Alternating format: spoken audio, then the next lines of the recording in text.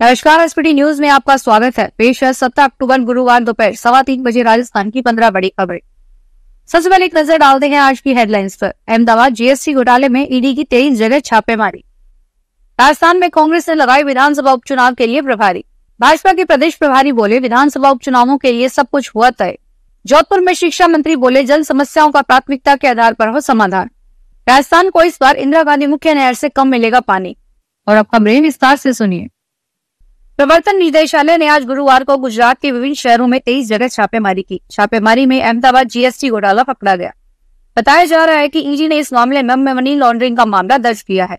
एक हफ्ते पहले अहमदाबाद की क्राइम डिटेक्शन ब्रांच ने इस मामले में एक पत्रकार समेत 8 लोगों को गिरफ्तार किया था। अब इसी क्रम में ईडी आज छापेमारी कर रही है। सूत्रों ने बताया कि मनी लॉन्ड्रिंग के तहत मामला दर्ज करने के बाद ईडी ने गुरुवार को राजकोट, जूनागढ़, अहमदाबाद, भावनगर और वेरावल में लगभग 23 स्थानों पर छापेमारी की। राजस्थान में कांग्रेस ने विधानसभा उपचुनाव के लिए प्रभारी लगाए हैं। सभी 7 सीटों पर प्रभारियों की नियुक्ति की है। हर सीट पर 2-2 संगठन प्रभारी लगाए गए हैं। रमेश खंडेलवाल और पुष्पेंद्र भारद्वाज ने दौसा सीट की जिम्मेदारी ली है।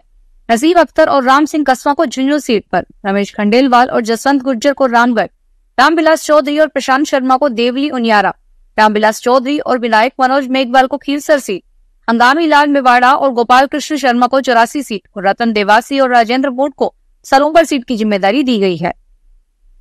राजस्थान में भारतीय जनता पार्टी के प्रदेश प्रभारी राधा मोहन दास अग्रवाल ने कहा कि राज्य में विधानसभा चुनावों के लिए सब कुछ तय हो गया है। जमीनी पकड़ वाले कार्यकर्ताओं को उम्मीदवार बनाया जाएगा। उन्होंने आज डूंगरपुर में मीडिया से बातचीत में कहा कि डूंगरपुर के 84 सीट के उपचुनाव में जो उम्मीदवार होगा वह जमीनी पकड़ वाला ही होगा। अग्रवाल ने 84 सीट पर जीतकर दावा किया है। राजस्थान के शिक्षा मंत्री मदन दिलावर ने अधिकारियों को जन समस्याओं के प्राथमिकताओं के आधार पर समाधान करने के निर्देश दिए हैं। उन्होंने आज जोधपुर में सर्किट हाउस में जन समस्याएं सुनते हुए अधिकारियों को यह निर्देश दिए।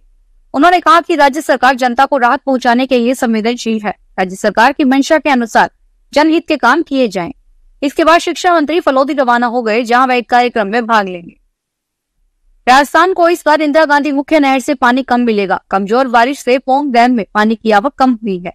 ऐसे में अब राजस्थान के 7 जिलों को सिंचाई का पानी कम मिलेगा। सिंचाई के लिए पानी की बारी कम कर दी गई है। ट्रस्ट ने भी अभी 4 बोरियां देना ही तय किया है, जबकि पिछले साल सिंचाई के लिए पानी की 7 बारी मिली थी। पानी की उपलब्धता से पानी की बारी तय होती रही है। हालांकि 13 जिलों की पेयजल आपूर्ति में कोई कमी नहीं होगी। गत 21 सितंबर को पोंग का जल स्तर 1364.84 फीट था, जबकि पिछले साल इसी दिन जल स्तर 1389.00 फीट था। ऐसे में किसानों को पानी की फसलें बोने की सलाह कम दी गई है। 7 जिलों में किसानों को चना, सरसों पर जोर रहेगा। पानी की कमी के चलते इस बार गेहूं की बुआई पर असर पड़ेगा। राजस्थान में शिक्षकों के पहनावे से लेकर स्कूल में देरी से पहुंचने की आदतों को लेकर शिक्षा मंत्री मदन दिलावर के बयान में सियासत गरमाई हुई है। एक और कांग्रेस मदन दिलावर के इस्तीफे की मांग रही है, वहीं शिक्षा मंत्री मदन दिलावर के बयान से शिक्षक संगठनों में आक्रोश व्याप्त है। नेता प्रतिपक्ष टीकाराम जूली ने शिक्षा मंत्री मदन दिलावर के शिक्षकों को लेकर बयान में कहा कि उन्होंने महिला शिक्षकों पर घोर अपमानजनक टिप्पणी कर सभी सीमाएं लांघ दी है। शिक्षा मंत्री इस्तीफा दे अथवा उन्हें मुख्यमंत्री भजन लाल शर्मा बर्खास्त करे। गौरतलब है कि नीम का थाना जिले के राजकीय उच्च माध्यमिक संस्कृत स्कूल नरसिंहपुरी के लोकार्पण कार्यक्रम में कल शिक्षा मंत्री मदन दिलावर ने कहा था कि स्कूलों में कुछ शिक्षिकाएं अपना शरीर दिखाते हुए गलत पहनावा पहनकर आती है। कई शिक्षक स्कूल में गुटखा खाकर जाते हैं। ऐसे में स्कूल में आने वाले बच्चों पर क्या प्रभाव पड़ेगा। बीकानेर शहर के बाद अब गांवों ने चोरों में उत्पात मचाना शुरू कर दिया है। पिछले 24 घंटे में ग्रामीण क्षेत्रों के 2 थाने में चोरी के मामले दर्ज हुए हैं। कोलायत थाने के जज्जू गांव की रोही में भंवरराम जाट की ढानी में रात करीब 12 बजे बाद उसकी ढानी में अज्ञात चोर घुसकर 1,90,000 रुपए नगद एवं लाखों के रुपए के गहने चोरी कर ले गए। इसमें अधिकांश गहने महिलाओं के थे। नाल गांव में एक मकान से चोर सोने चांदी के जेवरात के साथ फ्रिज भी उठाकर ले गए। राजस्थान में कृषि विभाग के माध्यम से सरकार नवाचार करने जा रही है। इसके तहत राजस्थान के किसानों को एआई तकनीक से जोड़ा जाएगा। इसके लिए तैयारियां की जा रही है। विभागीय सूत्रों के अनुसार एआई तकनीक के तहत किसानों को एडवाइजरी जारी होगी। नवंबर या दिसंबर में पायलट प्रोजेक्ट के तहत इसकी शुरुआत होगी। पायलट प्रोजेक्ट प्रदेश के करीब 7,000 किसान जुड़ेंगे। किसानों को विभिन्न सॉफ्टवेयर और मोबाइल एप्लीकेशन के माध्यम से जोड़ा जाएगा। इसके जरिए किसानों को मौसम, जल प्रबंधन, जल मांग, पोषक तत्व आदि की सटीक जानकारी और सलाह प्रदान की जाएगी। झालावाड़ के एक निजी अस्पताल में ऑपरेशन के बाद बुधवार रात महिला की मौत हो गई। मौत होने के बाद परिजनों ने अस्पताल प्रशासन पर लापरवाही का आरोप लगाया।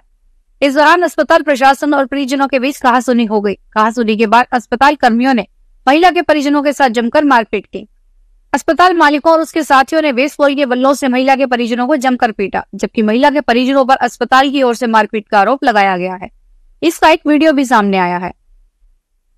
धौलपुर में आज पूजा अर्चना के साथ शरद महोत्सव मेले का आगाज हुआ। यह मेला 1 महीने तक चलेगा।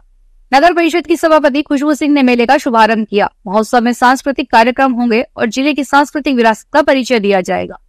मेले से पॉलिथीन मुक्त धौलपुर का संदेश भी दिया जाएगा। राजस्थान में तापमान के उतार चढ़ाव शुरू होने के साथ ही धीरे धीरे ठंडक बढ़ने लगी है। अजमेर, कोटा, धौलपुर, बारां में बीती रात का न्यूनतम तापमान 20 डिग्री सेल्सियस से नीचे दर्ज हुआ है। जयपुर, जोधपुर, उदयपुर, जालौर में भी रात के तापमान में 2 से 3 डिग्री तक की गिरावट होने से यहाँ ठंडक बढ़ गई है। दूसरी तरफ दिन के तापमान में बढ़ोतरी से कल कई शहरों में गर्मी मामूली बढ़ गई। मौसम विशेषज्ञों ने बताया कि अगले 4 दिन राजस्थान में मौसम शुष्क रहने और तापमान में इसी तरह उतार चढ़ाव होने की संभावना है। राजस्थान लोक सेवा आयोग ने कृषि अधिकारी के 241 पदों पर भर्ती के लिए आवेदन आमंत्रित किए हैं। इसके लिए ऑनलाइन आवेदन आयोग की वेबसाइट पर जाकर 21 अक्टूबर से 19 नवंबर तक किया जा सकता है। नोटिफिकेशन के अनुसार कृषि अधिकारियों के पदों पर कुल वैकेंसी है। इसके अंतर्गत सहायक कृषि अधिकारी, स्टैटिकल ऑफिसर और एग्रीकल्चर रिसर्च अधिकारियों के पद पर भर्तियां की जाएंगी। जयपुर के जिला कलेक्टर जितेंद्र सोनी ने कहा कि अधिकारी जन समस्याओं और अभियोगों का निस्तारण तत्परता से करें। जैसे ही कोई शिकायत आए उसका फौरन समाधान कराया जाए। उन्होंने आज जयपुर में जिला जन अभियोग निराकरण और सतर्कता समिति की बैठक को संबोधित करते हुए यह बात कही। बैठक में जिला कलेक्टर जितेंद्र सोनी ने जन अभियोग एवं निराकरण समिति में दर्ज प्रकरणों पर चर्चा की। विधायक विद्याधर चौधरी ने भी जन समस्याओं के समाधान पर जोर दिया। चूरू में विजेंद्र सिंह ने तहसील के सरकारी स्कूलों के आसपास किए गए अतिक्रमण हटाने के निर्देश दिए हैं। एसडीएम ने चूरू ब्लॉक के पीईओ एवं यूसीईओ की निष्पादक समिति की बैठक में यह निर्देश दिए। इसके अलावा पट्टा विहीन, खेल मैदान विहीन स्कूलों के पट्टे जारी करने के लिए संबंधित ग्राम पंचायत के माध्यम से प्रस्ताव भिजवाने के निर्देश दिए गए। नई शिक्षा नीति के तहत बीएड के लिए प्रवेश लेने वाले अभ्यर्थी 30 दिन में कॉलेज छोड़ता है तो उसे जमा कराई फीस वापस मिलेगी।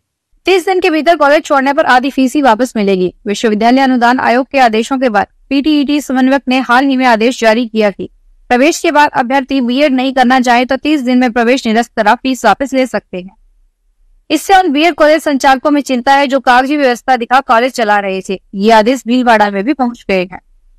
फिलहाल इस बुलेटिन में इतना ही। फिर हाजिर होंगे बड़ी खबरों के साथ।